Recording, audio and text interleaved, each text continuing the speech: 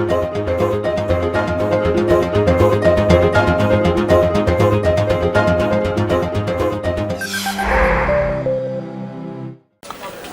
markets in Europe are trading lower, with the UK's FTSE 100 index down around about 17 points. The DAX in Germany off around about 10 points, and the US Stoxx 50 index lower by around about 6 points. The dollar is stronger. And when it comes to oil prices, a bit of stability after the big falls in crude and Brent prices yesterday. And in the core government bond space, UK gilts and German bonds are tracking a little higher. Commodities-wise, gold is up around about $10. Good morning, I'm Ishaq Siddiqi, and welcome to your Daily Market Bite. I'm going to give you a quick idea of what's shaking across the world in financial markets. So, US stock markets recorded record highs in the previous session yesterday and retreated by the end of the session, coming off, which soon weighed on Asian markets in the overnight session. They drifted lower, and a lot of the news has been driven by Federal Reserve fears that we're going to maybe see some sort of tapering in December or not.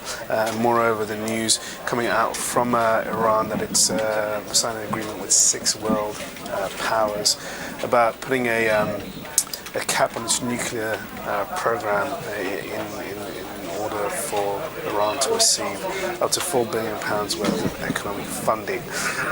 That was greeted with a lot of cheer around the world, apart from Israel. But for most people around the world, they saw it as 2 reasons. One, it will keep a cap on rising oil prices, given the fact that Iran is a big oil player, and also at the same time it will reduce geopolitical tensions in the Middle East, which has been quite a big worry since the Arab Spring about 2 years ago. So that's been pretty positive news. Energy companies have benefited on the back of that because oil prices fell. We are seeing a bit of stability in oil prices this morning after the big falls that we saw on in the NYMEX and Brent market. And looking at the more immediate picture, of course, we have these tapering affairs on the board. Will the Fed taper or will it not? We've got the December policy meeting, the last meeting before the end of the year. And tapering is possibly still on the cards, but much of it depends on economic data. I think the US non-farm payrolls report, which will be coming out next week, at the end of next week, will be a telling economic indicator. Will probably be the deciding one to suggest if we are going to get some tapering in the December policy meeting or not. Closer to what's going on today, we have US pending home sales.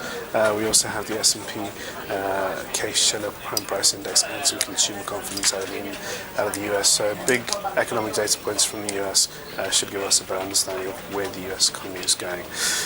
That's all for your Daily Market Bite. Thanks for watching, people. Cheers.